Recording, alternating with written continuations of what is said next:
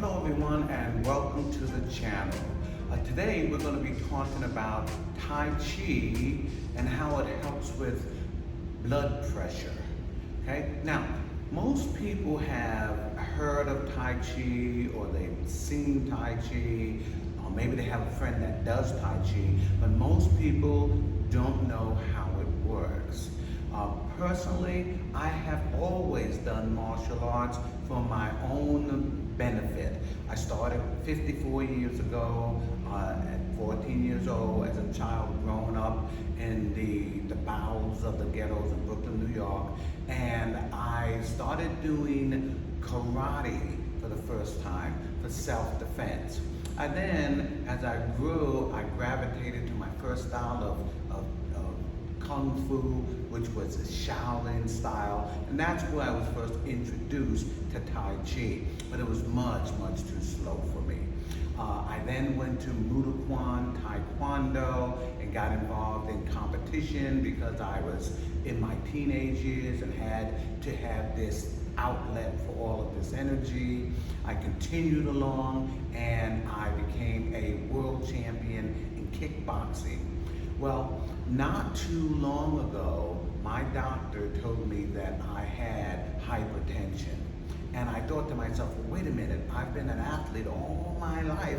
How in the world could I possibly have come down with something like that? Well, turns out that I have arthritis in my shoulders and I had been taking ibuprofen, 800 milligrams 3 times a day for several years. And my kidneys said, nope, that's not going to work. So I recalled that my instructors talked about how Tai Chi could be used for hypertension to combat it. And what I do in my system of Tai Chi is I research the benefits that can be acquired from the study and practice of Tai Chi, and then when I teach specifically so that my students can obtain that gain or that benefit. And so I also use Tai Chi personally to help control my hypertension. My blood pressure was once up to 190 over 90 something. Now it's down a manageable 128, 132 over 80 consistently. Okay, so let's talk about hypertension and what's going on and how Tai Chi can help manage it. Well, Tai Chi helps manage blood pressure in 2 ways. One is the movement itself. Now, if you've ever seen anyone doing Tai Chi, you'll see that their hands and their body has this nice fluid rolling movements. Now these movements help with blood flow, they help with blood circulation, and they're very soothing. So they bring down tension in the muscles itself. That's one way. The second way is that it helps with blood pressure. Now blood pressure is exactly what it sounds like. So you've got an average healthy blood pressure would be 120 over 80. So you've got systolic, which is 120, and diastolic, which is the 80. Now, with a normal blood pressure of 120 over 80, you have an artery. Then you have the blood flow. And when the blood goes through the artery, there's no restriction at all. Now, when it starts to get higher, you have maybe 2 fingers trying to get through that artery. That pressure is much too high. Then you have hypertension, where you can have 3 or maybe even 4 fingers trying to squeeze through that same artery. That's when you're at risk of stroke, damage to the artery, etc. Okay, so let's take a look at both of those ways to help combat the hypertension consistent with high blood pressure. first is the flowing movement. Now, if you don't know how to do Tai Chi, I recommend that you check out the video in my library, learn how to do this. It's very easy, relatively speaking, and then it's easier for you to concentrate more on the movements themselves than trying to figure out what I'm doing. All right, so I'm going to do it standing, and what's going to happen is I'm going to be bringing my arms up in a nice flowing motion, and then when I bring the arms down, I'm going to descend with the movement. Okay, so I'm going up, and then I'm going to descend with the movement. Now what's happening is I am consciously trying to make my body act like a whip so that that flow of blood is it's got a wave-like tendency, which is soothing and relaxing to the body. But the key is I don't want to do it with just my arms. So I'm not just doing here where my arms are flowing. I have to get my entire body connected to the action. And there you have it here. Okay? So that's the physical movement that I am doing. Now, the next thing, and the most important, is the breathing technique. I'm going to switch to sit down for you, with you. Okay, so when you're doing Tai Chi, and a lot of people that don't know Tai Chi don't even realize that this is happening. You have deep breathing with the exercise. So you're going to be breathing into the count of 4 as a minimum, and then out to the count of 5. It's the exhale longer than the inhale that combats the diastolic pressure, the pressure of the blood trying to be squeezed through that artery. So when I'm breathing, I'm going to breathe audibly. It sounds like this.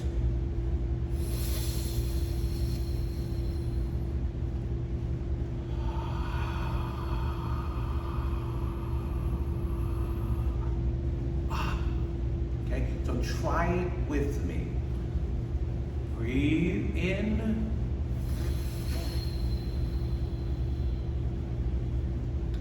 Exhale.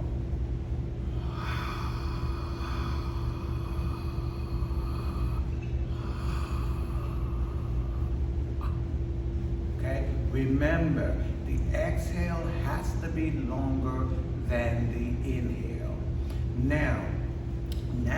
Now this, it may be a little difficult at first because your lungs may not be strong enough to hold it, but a little practice and you'll be able to get it within a relatively short time.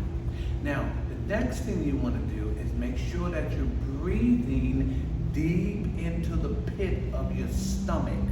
So you're breathing, bypassing the chest and the lung area, and go deep into your body. So I want you to put your hand on your belly for me, and we're going to do the same exercise. Into the count of 4, out to the count of 5 as a minimum. I'll do it audibly. Ready? Begin.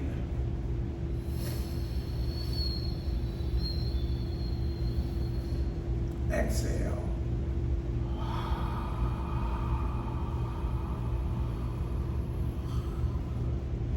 Inhale.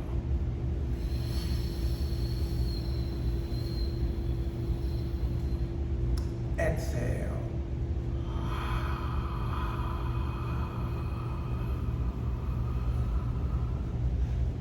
Nicely done. Now, the next thing, the final thing you want to do with your breathing is to imagine that your body is a sponge. So when you inhale to the count of 4, it's like you've taken a sponge, dipped it in water, and all of your muscles expand with oxygen. Then when you exhale to the count of 5, it's like squeezing all of that water out of the sponge. Ready? Begin.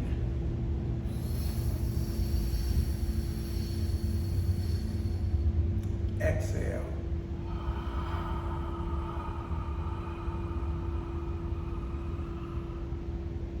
Great job.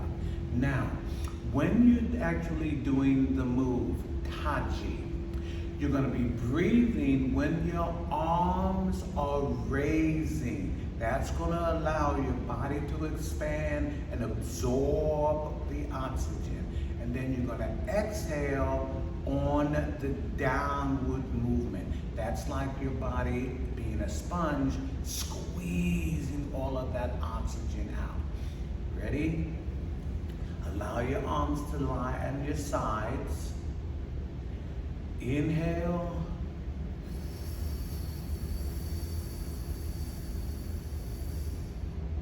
Exhale.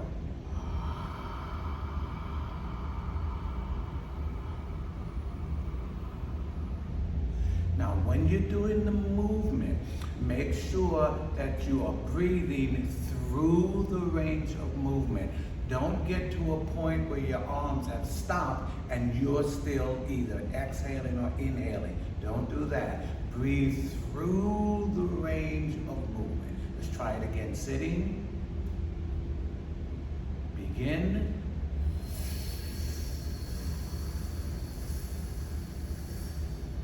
Exhale.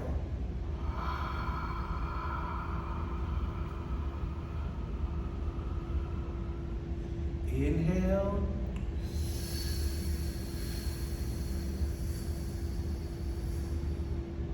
Exhale.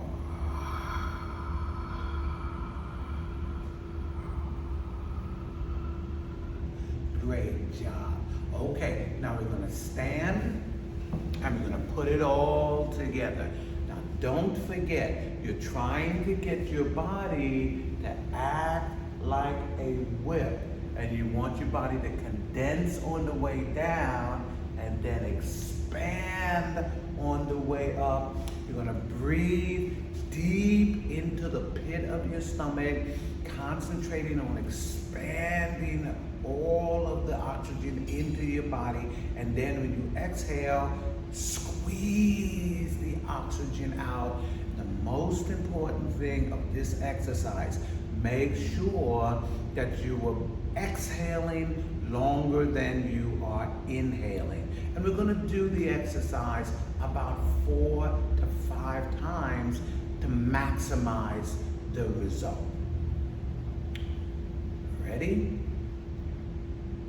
Inhale.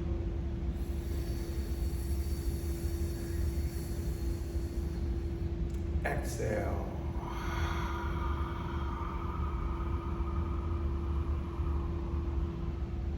Inhale.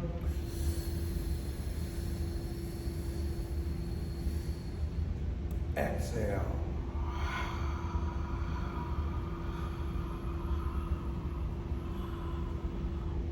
Inhale.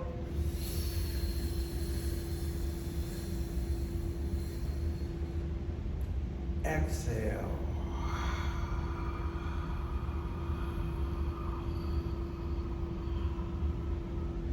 Inhale.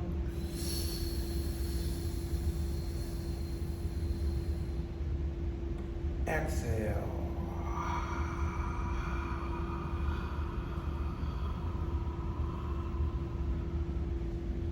Good job. Now, beginners tend to not have the synchronicity that you need for it to work its magic at first, but with a little practice, it comes very, very easily. Now, as I stated, I started Tai Chi for my own personal benefits. One of those necessary needs was hypertension. And I have grown to a point where I can feel when I'm getting my blood pressure's going up. Whenever that happens, I just excuse myself, I find a quiet place, and I go through these tension releasing, soothing exercises along with the deep, deep breathing. Okay, thank you very much for joining me. In my next tape, I'm going to be talking about how Tai Chi helps with memory loss. If you like the tape, please pass it on to a friend and subscribe. And I'll see you next time.